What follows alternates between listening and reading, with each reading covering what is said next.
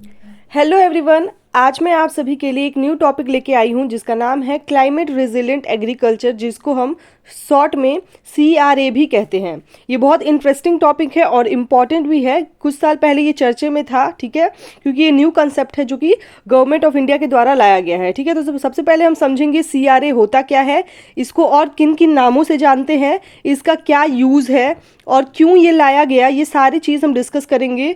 और future prospect क्या है इसकी बात भी हम करेंगे। ठीक है, तो चलिए सबसे पहले स्टार्ट करते हैं आज का लेक्चर। क्लाइमेट रेजिलिएंट एग्रीकल्चर, जिसको CRA भी कहते हैं, इसका और क्या क्या नाम है, सबसे पहले तो ये डिस्कस करना है। ठीक है, इसका सबसे पहले और क्या क्या नाम है, तो इसको हम CSA भी कहते हैं, क्लाइमेट स्मार्ट एग्रीकल्चर। क्या कहते हैं? Climate smart agriculture, smart agriculture भी कहते हैं। इसके अलावा इसको हम इको फ्रेंडली एग्रीकल्चर भी कहते हैं, इको फ्रेंडली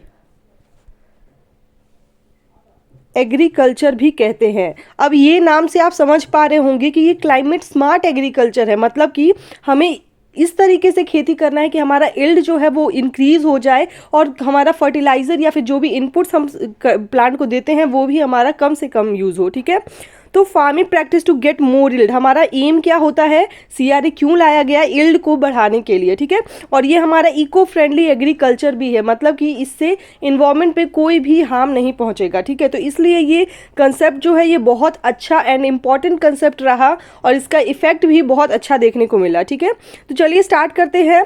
CSA मैंने आपको इसका अदर नेम्स भी बता दिया है, climate resilient agriculture, climate smart agriculture या फिर इको फ्रेंडली एग्रीकल्चर भी कहा जाता है।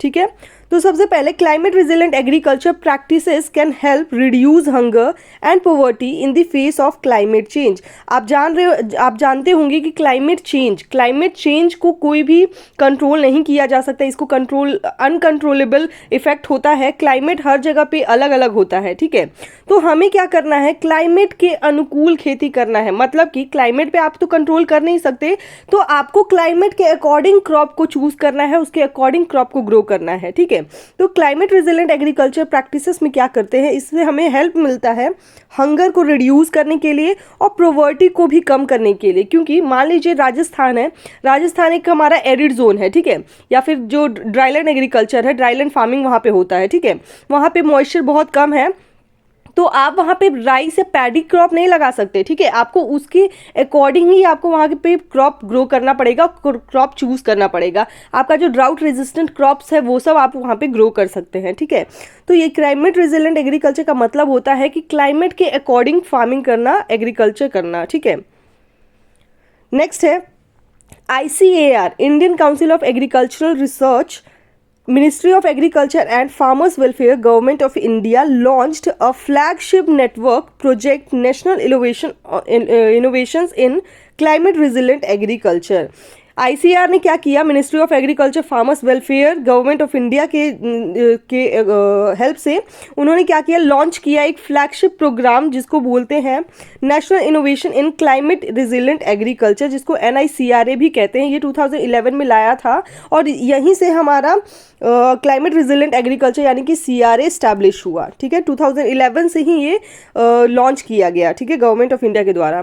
Climate change can reduce agricultural income by 15 to 25%। अब CRA को यूज़ करके हमारा इनकम जो है फार्मर्स का या फिर एग्रीकल्चरल जो इनकम है, जो प्रोडक्टिविटी होगा हमारा, ठीक है, वो हमारा 15 से 20% बढ़ जाएगा। ठीक है, it is high time that rational of climate resilient agriculture CRA is valued and implemented more rigorously. ठीक है, इसीलिए इसको जल्दी लाया गया या फिर बहुत जल्दी इम्प्लीमेंट किया गया, इसको ज़्यादा फोकस किया इस पर। ठीक है, क्योंकि इससे हमारा एक तो यील्ड इंक्रीज हो रहा है, दूसरी बात है कि हमारा इनपुट कॉस्ट भी बहुत कम लग रहा है। ठीक है, next is following are crucial to address the climate change and achieve sustainable development goal in India। अब हमारा climate change तो है, ठीक है, तो climate change का क्या गोल है, क्यों ये हम करना चाह रहे हैं, इससे क्या फ़ायदा होगा। ठीक है, तो सबसे पहले adaptation of appropriate mitigation technologies such as cultivation of tolerant breeds to overcome the climate stress.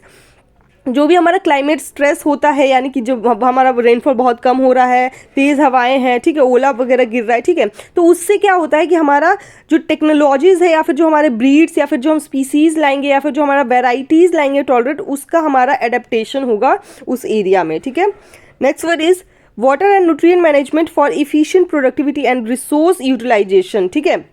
हमारा वाटर और न्यूट्रिएंट का मैनेजमेंट कम होगा, इफ़िशिएंट हम यूज़ कर पाएंगे अपने इनपुट्स का, ठीक है, उससे हमारा प्रोडक्टिविटी इंक्रीज होगा, ठीक है।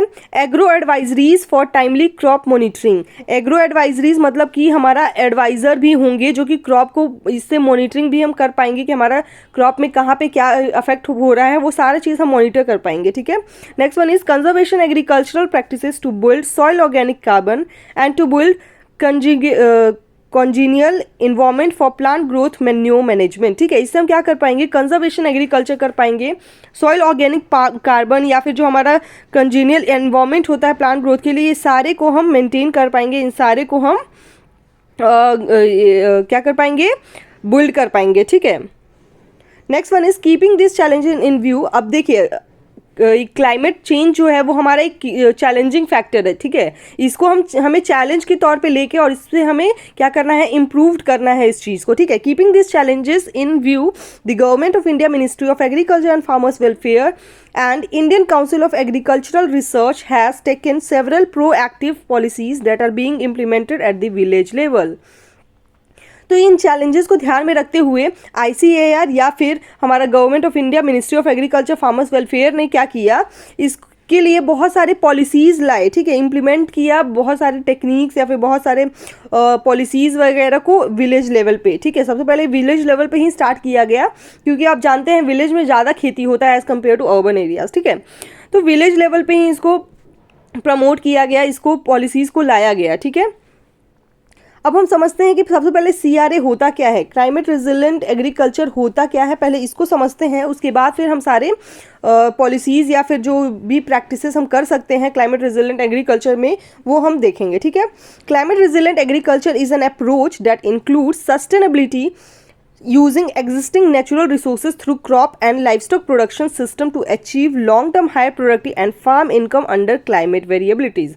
क्लाइमेट चेंज जो हो रहा है, क्लाइमेट में जो वेरिएबल है, क्लाइमेट जो हर वक्त बदलते रहता है, ठीक है, तो क्लाइमेट रेजिलेंट एग्रीकल्चर का क्या अप्रोच है, क्यों ये लाया गया, तो इससे हमारा सस्टेनेबिलिटी आएगा, ठीक है। जो भी हमारा नेचुरल रिसोर्सेज है उनका हम यूज़ कर पाएंगे लाइव स्टॉक प्रोडक्शन में, क्रॉप प्रोडक्शन में, ठीक है, और हमारा उससे लॉन्ग टर्म हायर प्रोडक्टिविटी होगा, मतलब कि हमारा फार्म इनकम या फिर हमारा प्रोडक्टिविटी है वो हमारा इंक्रीज होगा, सब ठीक है। तो ये तो आपको समझ में आ रहा होगा। आपको पहले ये पता है कि क्लाइमेट का मीनिंग क्या होता है। वेदर और क्लाइमेट दो फैक्टर होते हैं, ठीक है। वेदर जो हमारा डे टू डे लाइफ में जो चेंजेस होता है या फिर हर दिन या हर 2 दिन का जो मौसम होता है आपके एरिया में, मैं मान लीजिए आपसे पूछती हूँ कि अभी आपके यहाँ पे क्या है, धूप है, बारिश हो रहा है, ठीक है, जो भी हो रहा है वो हमारा वेदर है, ठीक है। लेकिन क्लाइमेट जो होता है ये लास्ट 30 ईयर्स का एवरेज होता है, ठीक है। लास्ट 30 ईयर्स में जो आपके वहाँ पे क्या क्लाइमेट है वो हमारा क्लाइमेट होता है, ठीक है। लास्ट 30 ईयर्स में का एवरेज लेके और फिर हम क्लाइमेट को बोलते हैं, ठीक है। जैसे कि राजस्थान को हम एरिड जोन इसलिए बोलते हैं, एरिड क्लाइमेट वहाँ का इसलिए है क्योंकि वहाँ पे लास्ट 30 ईयर्स में जो है वो रेनफॉल बहुत कम हुआ है, ठीक है, इसीलिए उसको हम ड्राई जोन बोलते हैं, ठीक है। तो क्लाइमेट लास्ट 30 ईयर्स का होता है और अगर हमारा डे टू डे होगा उसको हम वेदर कहते हैं, ठीक है। तो क्लाइमेट रेजिलेंट एग्रीकल्चर का क्या इंक्लूड करता है, वो सस्टेनेबिलिटी इंक्लूड करता है, नेचुरल रिसोर्सेस है उनका कम से कम यूज़ होता है, हमारा क्रॉप प्रोडक्शन या फिर लाइव स्टॉक प्रोडक्शन में हमारा लॉन्ग टर्म हायर प्रोडक्टिविटी होता है और हमारा जो फार्म इनकम्स है वो भी इंक्रीज हो रहा है, ठीक है।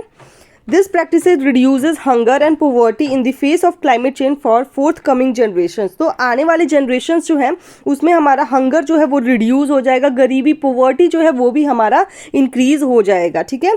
CRA practices can alter the current situation and sustain agricultural production from the local to the global level, especially in sustainable manner. क्या बोल रहा है, CRA प्रैक्टिसेस जो होता है वो हमारा क्या करता है, सस्टेनेबल एग्रीकल्चर को प्रमोट करेगा, ठीक है। जो भी हमारा करंट सिचुएशन है आने वाले टाइम में हम सस्टेनेबल एग्रीकल्चर कर पाएंगे, हमारा प्रोडक्शन इंक्रीज हो पाएगा और हम ग्लोबल लेवल पे हमारा कुछ ना कुछ इंक्रीजमेंट होगा, ठीक है, और सस्टेनेबल मैनर में सारी चीज़ होंगे, ठीक है। Improved access and utilization of technology, transparent trade regimes, increased use of resources conservation technologies, and increased adaptation of crops and livestock to climate stress are the outcomes for the climate resilient practices. इसमें जो भी practices आते हैं उसका हमारा क्या M है? हमारा एम ये होता है कि हमें इम्प्रूव करना है सारे चीज़ को, क्रॉप प्रोडक्शन को, या फिर हमारा जो टेक्नोलॉजीज हो रहा है उसका हमें यूज़ करना है, लाइव स्टॉक को यूज़ करना है, जो भी हमारा क्लाइमेट स्ट्रेस हो रहा है उसको कम से कम करना है, ठीक है। इम्प्रूव वेराइटी को लाना है, जो हमारा ड्राउट टॉलरेंट वेराइटी है, जैसा जहाँ एरिया है उस तरीके का क्रॉप फार्मिंग करना है, ठीक है, क्रॉप को ग्रो करना है। तो ये सारे हमारा क्लाइमेट रेजिलेंट प्रैक्टिसेस में आते हैं, ठीक है। ये सारे हमारे आउटकम्स हैं CRA के। अब हम बात करेंगे क्लाइमेट रेजिलेंट एग्रीकल्चर का स्ट्रैटेजीज क्या होता है, क्या किस तरीके से हम CRA को यूज़ कर पाएंगे, उनको हम अपने यूज़ में ला पाएंगे, ठीक है। तो स्ट्रैटेजीज ये है कि सबसे पहले हमें क्रॉप का मैनेजमेंट करना है, लैंड का मैनेजमेंट करना है, वाटर का मैनेजमेंट करना है। मैं अभी आपको बताई कि हम जो भी प्रैक्टिसेस करेंगे वो हमारा सस्टेनेबल मैनर में होगा, ठीक है। तो इसका एम जो है, इसका स्ट्रैटेजीज जो है वो हमारा क्रॉप को मैनेजमेंट करना है, लैंड को मैनेजमेंट करना है, वाटर को मैनेजमेंट करना है, साथ साथ एनिमल्स या फिर हमारा लाइवलीहुड को मैनेजमेंट करना है, टेक्नोलॉजिकल एंड सोशल इनोवेशंस भी लाना है, ठीक है। तो सबसे पहले हम क्रॉप मैनेजमेंट की बात करते हैं। क्रॉप मैनेजमेंट में आप क्रॉप को कैसे मैनेज कर पाओगे? सबसे पहले आपको क्रॉप रोटेशन करना पड़ेगा। आप जो भी क्रॉप ग्रो कर रहे हो वो एक ही बार में ना ग्रो करो, उसको रोटेट करो विथ हमारा पल्सेस को भी आपको आपके क्रॉपिंग सिस्टम में इंक्लूड करना है, क्रॉपिंग पैटर्न में, ठीक है। तो क्रॉप रोटेशन करना है, ड्राउट टॉलरेंट सीड वेराइटीज़ को ग्रो करना है, फ्लड टॉलरेंट वेराइटीज़ को ग्रो करना है, शॉर्ट ड्यूरेशन क्रॉप करना है, लेग्यूम इंटर क्रॉपिंग करना है, और चेंजिंग प्लांटिंग डेट्स, प्लांट के डेट्स को भी चेंज करना है, ठीक है। मान लीजिए हमारा आपका ड्राउट है अभी कुछ दिनों के लिए, अगर वेदर आपका वैसा है तो आप क्या कर सकते हैं, डिले कर सकते हैं या फिर अर्ली शोइंग भी कर सकते हैं, ठीक है। तो क्लाइमेट चेंजिंग डेट्स का मतलब है आप अर्ली शोइंग करिए या फिर लेट शोइंग कीजिए।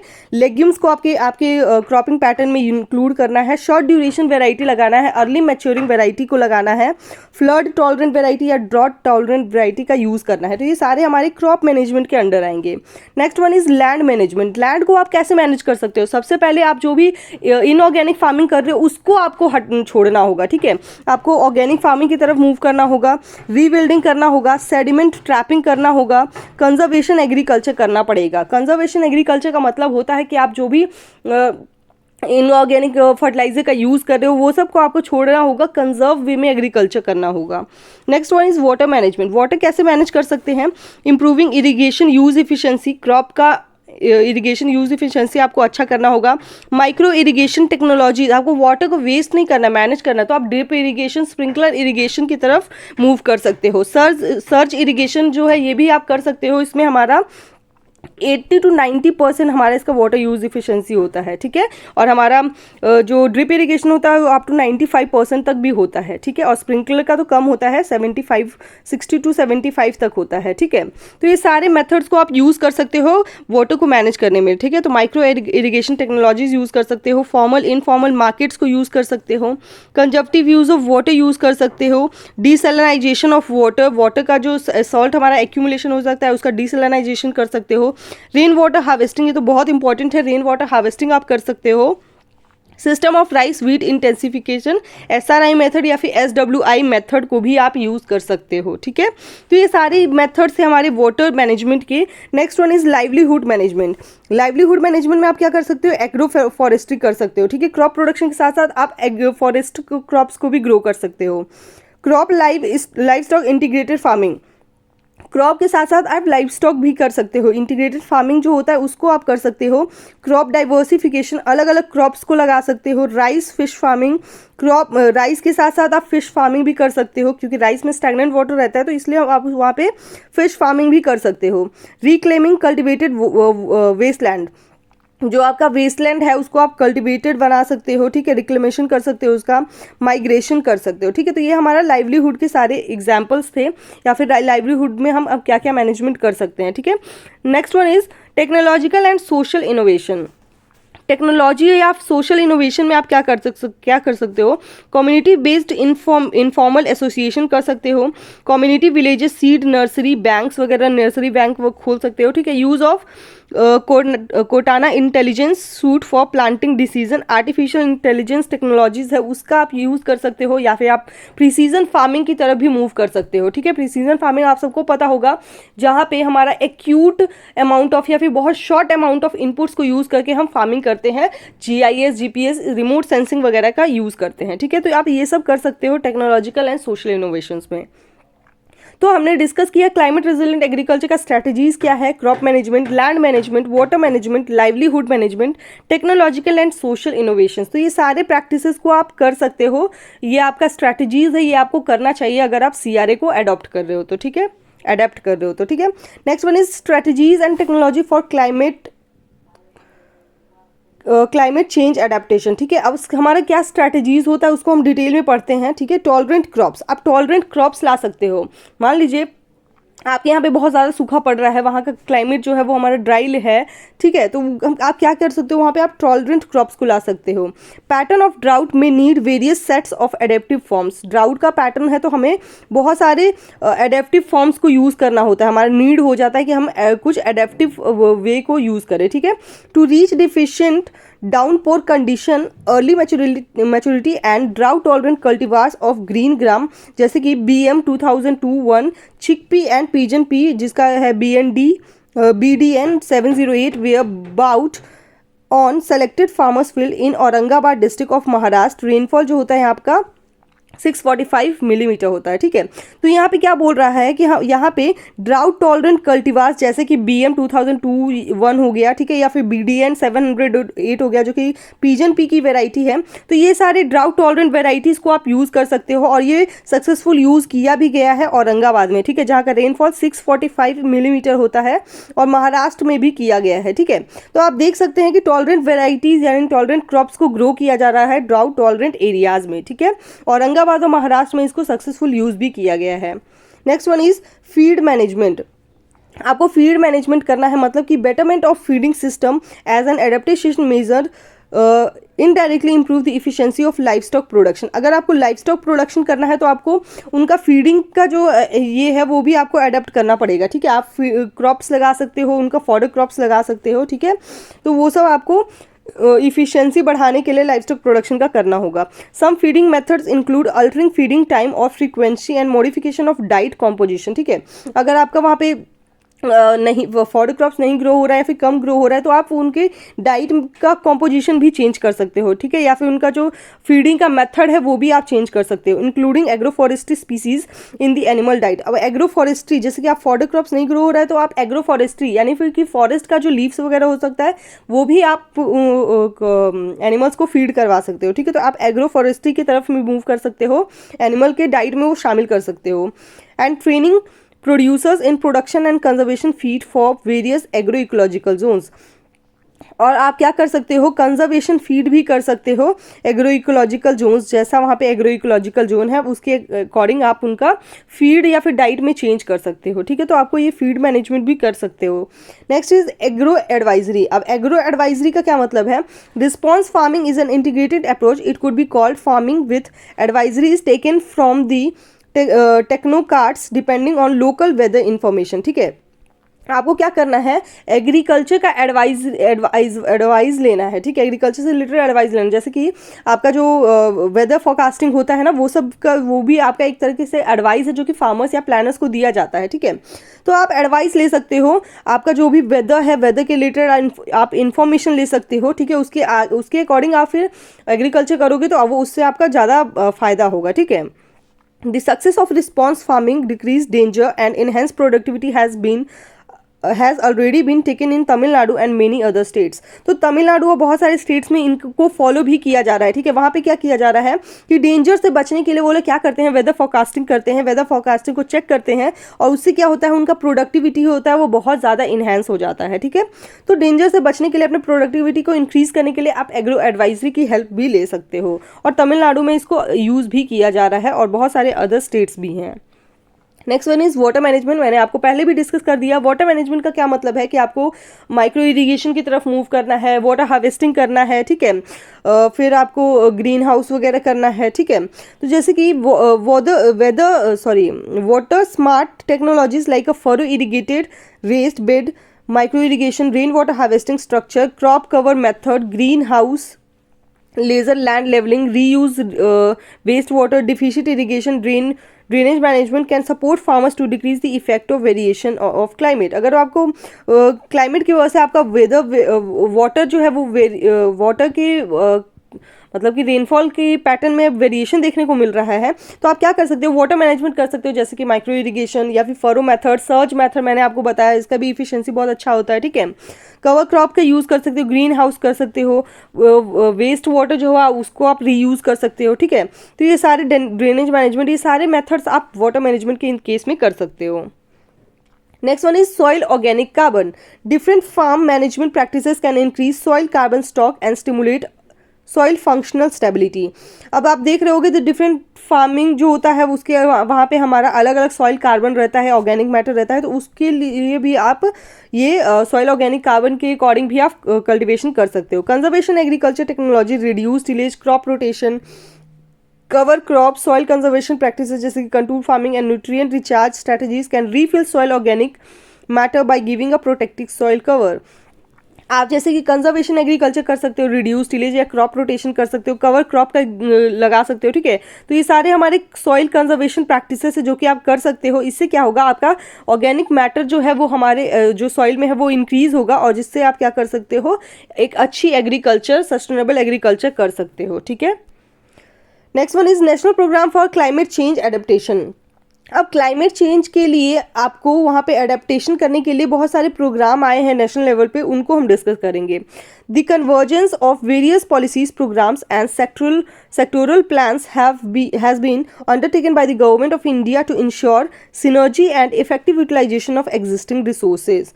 बहुत सारे पॉलिसीज प्रोग्राम इसलिए लाए गए गवर्नमेंट ऑफ इंडिया के द्वारा ताकि आप क्या करो, इफेक्टिव यूटिलाइजेशन कर सको, आपके जो भी नेचुरल रिसोर्सेज या फिर एग्जिस्टिंग रिसोर्सेज अवेलेबल हैं उनका आप अच्छे से अच्छे यूज़ कर पाओ, ठीक है। The national mission of sustainable agriculture was implemented in 2010 under the national action plan on climate change to promote the judicious management of available resources, and this was one of the 8 mission under NAPCC। NAPCC जिसको हम national action plan on climate change भी कहते हैं, उसने क्या किया है, 8 mission के अंडर क्या किया है, लाया है, NAPCC ने लाया है 8 मिशन के अंडर, ताकि क्या करे, वो एग्रीकल्चर को या फिर अवेलेबल रिसोर्सेस है, मतलब एग्रीकल्चर को अल्टीमेट प्रमोट करने के लिए ये सारे प्लान्स लाए गए हैं, ठीक है। परंपरागत कृषि विकास योजना mission was executed to extensively leverage adaptation of climate smart practices and technologies in conjunction with the Indian Council of Agricultural Research and State Government of India।